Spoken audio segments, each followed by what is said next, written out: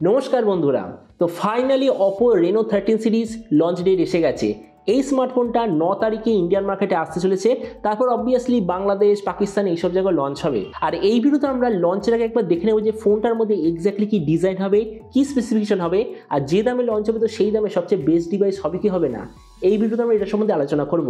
আর হ্যাঁ, আরেকটা জিনিস, এই যে অপো রেনো 13 বলে যে স্মার্টফোনটা আসতে চলেছে, মানে যেটা ইন্টারন্যাশনাল আর ইন্ডিয়ান মার্কেটে যে লঞ্চ হচ্ছে, এটা কিন্তু চায়নাতে যে অপো রেনো 13 লঞ্চ হয়েছে ওটার মতো নয়, ওর থেকে স্পেসিফিকেশনটা একটু আলাদা। তো চলুন শুরু করা যে ভিডিওটা কোনো সময় নষ্ট না করে, আপনি যদি গ্যাজেটওয়াল বাংলা চ্যানেলে প্রথমবার আসেন আর এরকম বাংলা টেক ভিডিও ডেলি দেখতে চান, তাহলে গ্যাজেটওয়াল বাংলা চ্যানেলটা সাবস্ক্রাইব অবশ্যই করে নেবেন।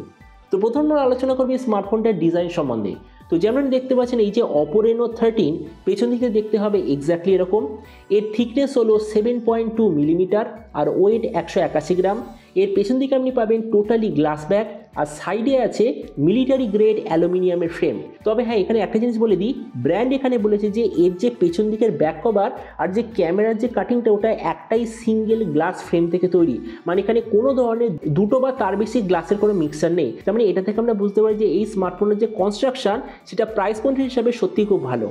ডিসপ্লের দিক থেকে এতে আপনি পাবেন 6.59 inch full HD plus 120 hertz 12 bit LTPO flat OLED display, তার সঙ্গে 240 হার্জের টাচ সামনিং রেট, 2160 হার্জের পিটানো ডিমিং রেট, 1800 নিটসের brightness, 20:9 aspect ratio, 94% screen to body ratio. Display যে সার্টিফিকেশন সেটা হলো HDR10+এর সার্টিফিকেশন, কিন্তু এর সঙ্গে কী ধরনের গ্লাস প্রোটেকশন হবে কোনো প্রপার ইনফরমেশন নেই। তার মানে সোজা কথা বলতে গেলে প্রাইস পয়েন্ট হিসেবে যে ডিসপ্লেটা ঠিকঠাক আছে। প্রসেসরের দিক থেকে এতে আপনি পাবেন Dimensity 8350 5G প্রসেসর, আর এর সঙ্গে আপনি পাবেন অপো তরফের কাছে একটা খুব ভালো কোয়ালিটির কুলিং সিস্টেম।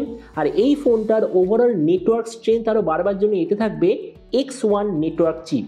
ক্যামেরার দিক থেকে এতে আছে 50, 8 আর 2 মেগাপিক্সেলের ট্রিপল রিয়ার ক্যামেরা, তার সঙ্গে 50 মেগাপিক্সেলের সেলফি। এর যে রিয়ার ক্যামেরা সেটা হলো সোনি IMX906 সেন্সার, যেটার সঙ্গে আপনি OIS EIS দুটোরই অপশান পাবেন।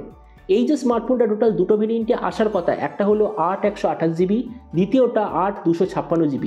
এর র্যামের কোয়ালিটিটা হলো LPDDR5, মেমোরিতে আছে UFS 3.1, যেটার সঙ্গে কোনো ধরনের ডেডিকেটেড SD কার্ড স্লট নেই। ব্যাটারিতে আপনি পাবেন 5600 mAh ব্যাটারি, সঙ্গে 80 ওয়াটের চার্জার, আর কানেক্টিভিটি হলো USB Type-C। তো এবারই স্মার্টফোনের বাকি কিছু ফিচার বলতে গেলে এতে আপনি পাবেন Android 15 out of the box, কোনো ধরনের 3.5 ইঞ্চ জ্যাক নেই, ডুয়েল স্পিকার যেটার সঙ্গে আছে ডলবি অ্যাটমসের certification, under display fingerprint sensor, আর IP68 আর IP69 এর ওয়াটার অ্যান্ড ডাস্ট প্রোটেকশন। আর এর ওএস আপডেট সাইকেলের দিক থেকে বলতে গেলে এতে আপনি পাবেন 3 বছরের মেজর ওএস আপডেট আর 4 বছরের সিকিউরিটি আপডেট। তো এবার সবচেয়ে মেন জিনিস, ফোনটা কি দামে লঞ্চ হতে। দেখুন, আমি এখনও পর্যন্ত যেরকম খবর পেয়েছি, ফোনটা ইন্ডিয়ান মার্কেটে স্টার্ট হওয়ার কথা এক্স্যাক্টলি 35,000 টাকা থেকে। আর আপনাদের ভিডিওটা বাংলাদেশ থেকে দেখে থাকেন, তো বাংলাদেশে হয়তো এটা লঞ্চ হওয়ার কথা প্রায় 50,000 বাংলাদেশি টাকার আশেপাশে, সব ধরনের অফার আর ট্যাক্স নিয়ে। তো এবার সব ভিডিওর মধ্যে এখানে আপনাকে জানাবো, এই যে স্মার্টফোনটা যে আসতে চলেছে এটা কি প্রাইস পয়েন্টের মধ্যে সবচেয়ে ভালো, নাকি এর চেয়ে বেটার অন্য কোনো স্মার্টফোন অ্যাভেলেবেল আছে। দেখুন, আমরা যদি এই মুহূর্তে 35,000 টাকার আশেপাশে দেখি, তো এর সঙ্গে কম্পিট করার মতো অনেক ফোন অ্যাভেলেবেল আছে। তো আমরা যদি সবকটা ফোনের সঙ্গে কম্পেয়ার করি, প্রথমত ডিসপ্লে, এই দিক থেকে আমি বলবো ডিসপ্লেটা বিলো অ্যাভারেজ। কেননা যখন কম্পিটিশন আপনাদের দিচ্ছে কার্ভ ডিসপ্লে 1.5K প্যানেল, সেখানে এরা কি দিচ্ছে ফ্ল্যাট ফুল এইচডি প্লাস ডিসপ্লে। তো এই জন্য ডিসপ্লে দিক থেকে বিলো অ্যাভারেজ। প্রসেসর এই দিক থেকে আমি বলবো অ্যাভারেজ, মানে চলবে, ঠিকঠাক আছে। কেননা কম্পিটিশন যেখানে আপনাদের দিচ্ছে Snapdragon 8 Gen 2, Snapdragon 8S Gen 3 এই লেভেলের প্রসেসর, সেখানে এতে আছে Dimensity 8300, যেটাকে আমি অবশ্যই খুব বাজে বলবো না, কিন্তু হ্যাঁ, কাজ চালানোর জন্য ঠিকঠাক আছে। তাছাড়া ক্যামেরা এটাকে আমি ডেফিনেটলি গুড বলবো, কেননা এতে আছে 50, 8 আর 2 রিয়ার ক্যামেরা, 50 সেলফি। আপনি যদি মার্কেটে দেখেন এই লেভেলের সেন্সার পাওয়া একটু মুশকিল। তাছাড়া 50 মেগাপিক্সেলের সেলফি, এখনকার দিনে কম্পিটিশন তো আমাদের 16 মেগাপিক্সেলের বেশি সেলফি দেয় না। তারপরে বুঝতেই পারছেন যে ক্যামেরার দিক থেকে এটা ডেফিনেটলি গুড ভেরিয়েন্ট।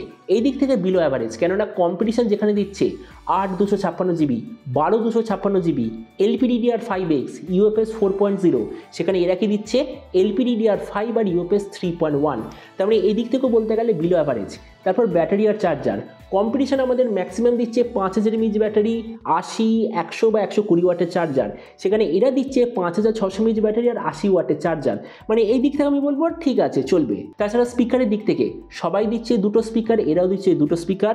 আর ওএস আপডেট সবাই প্রায় দিচ্ছে 3 বছরের মেজর ওএস আপডেট, এরাও আমাদের এক্স্যাক্টলি সেম জিনিস দিচ্ছে।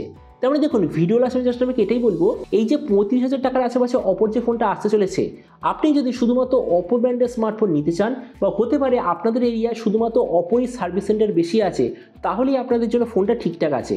কিন্তু আপনি যদি সেম প্রাইস পয়েন্টে অফলাইনে পাওয়া যাবে এমন কোনো ভালো ফোন নিতে চান, তো আমার মতে মনে হয় আপকামিং যে ভিভো V50 সিরিজ, ওটা আপনার চুজ করা উচিত। কেননা ওর যে ক্যামেরা অপটিমাইজেশন বা ওভারঅল যে স্পেসিফিকেশনের যে কম্বিনেশন, সেটা এর থেকে হবে ডেফিনেটলি বেটার। তো এবার আপনি যখন সময় অবশ্যই জানবেন এই যে অপো তরফের নতুন ফোনটা যে আসতে চলেছে, তো আপনি কি এই দামে এটা নিতে চান, নাকি অন্য কোনো স্মার্টফোন আপনি চুজ করতে চান? এটা সম্বন্ধে নিজে কথা বলতে আমাকে একদমই ভুলবেন না। তো চলুন, দেখা হবে আগামী কোনো একটা টেক ভিডিওতে। Till then stay tuned and always remember, think positive, be positive. Thank you.